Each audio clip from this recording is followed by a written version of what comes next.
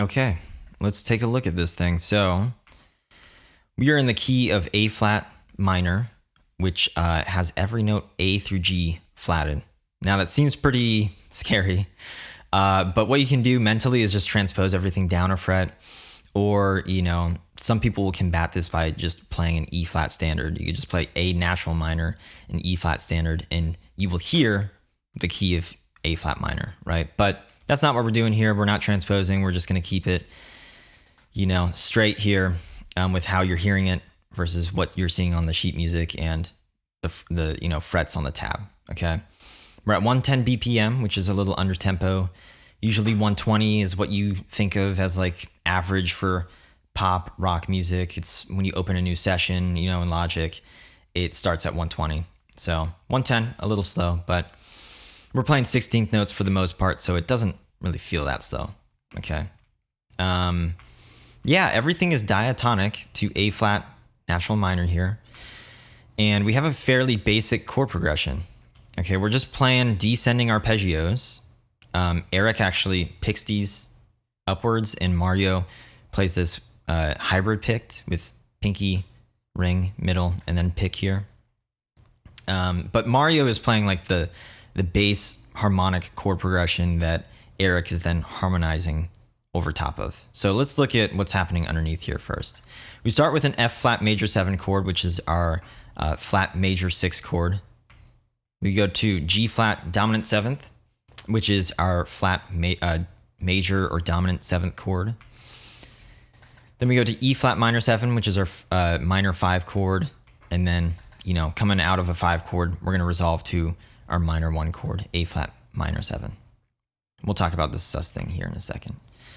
But the first 3 chords are in an inversion, second inversion to be exact, which means that the 5th of the chord is our bottom note, is our bass note.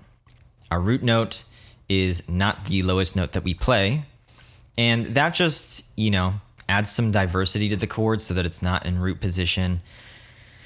It doesn't really matter either way, but it might, using an inversion in any instance of a chord might free up a finger, might help you voice things a specific way if you want to hear things ascending or descending on specific strings, depending on your chord progression.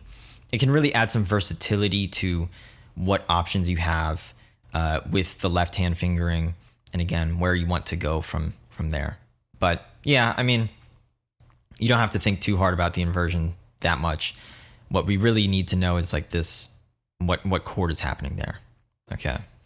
Let's talk about this sus thing here. So A minor 7 sus 4 is a chord that has our root note, A flat, our 5th, E flat, our 7th, okay, or our flat 7th, G flat, and we replace the flat third with a 4th, which in this instance is D flat. That's our 4th note up from A flat in the key of A flat, major or minor. Actually, it doesn't matter, either one. We do resolve down to our natural A flat minor 7 chord here. But yeah, adding the sus chord just suspends our resolution a little bit to this A flat minor 7. Okay, and then the same thing happens at the end here. Sus to normal chord. Okay, where the magic really happens with this though, and what like Chon is known for with their harmonies and their dense chords and like this, surround sound kind of tonality thing is, that all happens with Eric's harmony over top of this. I thought this would be a pretty good and simple example to look at how to harmonize things because it's just pretty straightforward rhythmically. Now, Riff happens after this that is like way more complex, and obviously a lot of their discography is really complicated, but we can, take this as a simple little example to see how we can, overlay chords or use different notes to harmonize our bass chord progression underneath. So yeah, Eric is playing a harmony above our chord progression. And if you take a look, he's actually playing completely different chords than Mario. He starts off on an A flat minor 7 chord, which is not F flat major 7. A flat minor 7, F flat major 7, completely different chords, but they have 3 common tones, A flat, C flat, and E flat, between the 2 of them. Okay, this is called superimposing, and pretty much what you can do is you can just add a chord above your normal chord that has a lot of similar notes to the bass chord in your chord progression. So again, the first 3 notes of our A flat minor 7 are the top 3 notes of our F flat major 7 chord.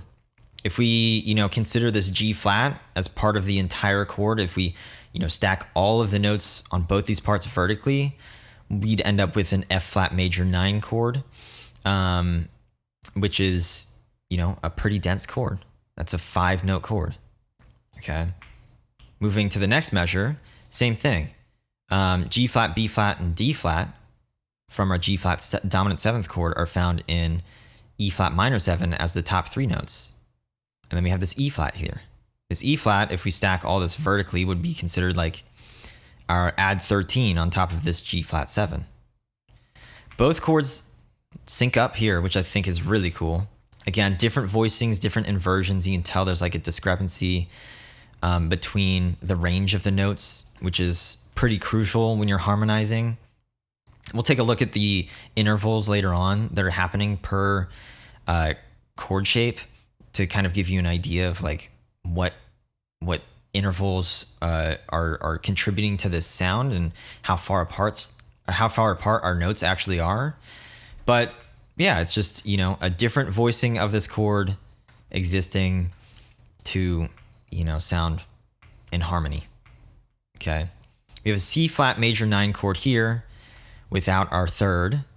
And we can kind of see that, yeah, there's, again, some notes that are crossing over. This D flat, which is our sus4 of A flat minor 7, is our 9th from C flat major 9 right here.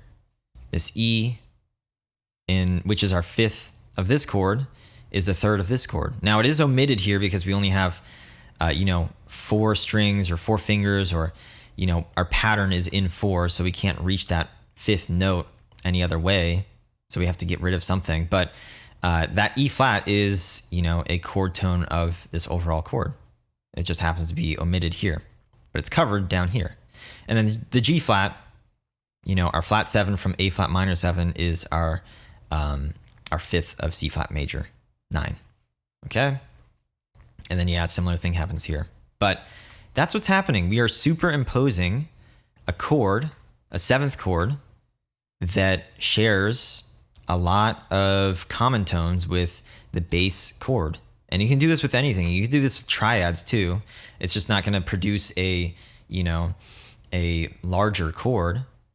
But, say for like C major and E minor. C major is C, E, and G, and E minor is E, G, and B. That E and the G exist in both chords, and you just end up with a B up top on your higher harmony, your higher voicing, which is the 7th of the overall chord if you stacked everything vertically. So it's literally as easy as that. And, you don't have to sit there and calculate note by note, interval by interval what's happening.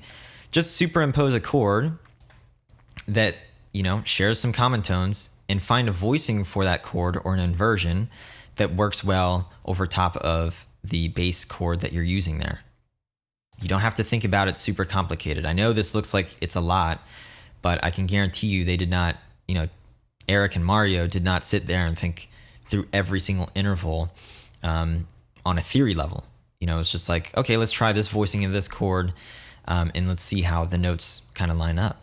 It's like a different way of thinking about that. But analyzing it is extremely helpful for knowing how that's performed and how to do that if that's the sound that you want to achieve. Okay. If we look at what's happening rhythmically, again, like we have this quarter note here to break up our 16th notes. We get, over here, something really interesting happens. They displace the top note by playing that bottom note a second time in the pattern. It still contains everything within the second beat. And then we get that same double bottom note here, which displaces the very last note over a 16th note from the start of beat 4, which I think is really cool. Just to make it different from how this measure happened earlier. And then likewise, the same thing happens here. Eric uses an open string of C flat to a B flat. It's like a huge interval there, right? To displace where that top note happens. And it happens again in beat 4. Beat 3 and 1 are the exact same. Mario just adds an extra note up top, forgoes that note on the 5th string, and just plays the lowest note again. Okay, and then, yeah, over here, we just resolve to our 1 chord pretty simply. Okay. So I have another track that has all of the, let me make this a little bit bigger here.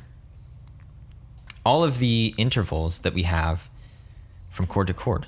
Okay. Again, you don't have to think about it this crazy but for a majority of your harmony, you're going to be using like thirds and sixths. Okay. Those are like the 2 big intervals for harmonizing. Obviously you could use fourths and fifths, octaves. We're going to see those as well. Sevenths and seconds are kind of seldom used because they are pretty dissonant intervals if not performed correctly.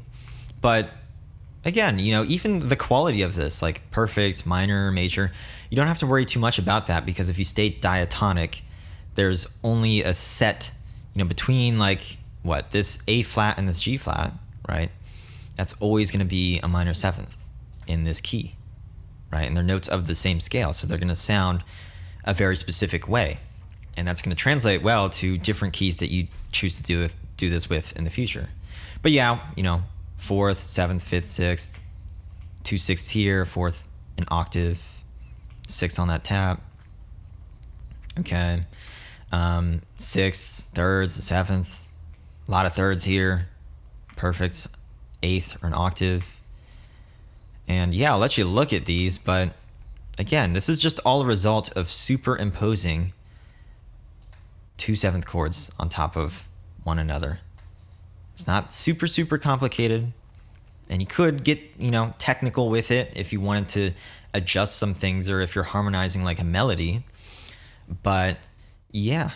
Okay, there's one other thing that I wanted to talk about. It's probably going to be easier if we look at it here. We have what's called a cross voicing right here. Happens again here, which means that the top part or your top harmony or your top melody descends into the range of your bottom harmony or your bottom voice or your bottom line or whatever. You can kind of see here, this C flat that Eric plays with an open 2nd string, right, is lower in pitch than this E flat that Mario's playing on the 4th fret of the 2nd string. And yeah, kind of interesting there to have the ranges cross over.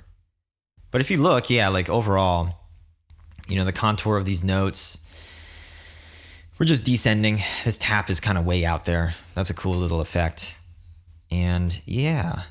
Okay, sorry. There is one last thing that I need to talk about. The chords, from here to here are ascending. Likewise on the top part. Descending here and here.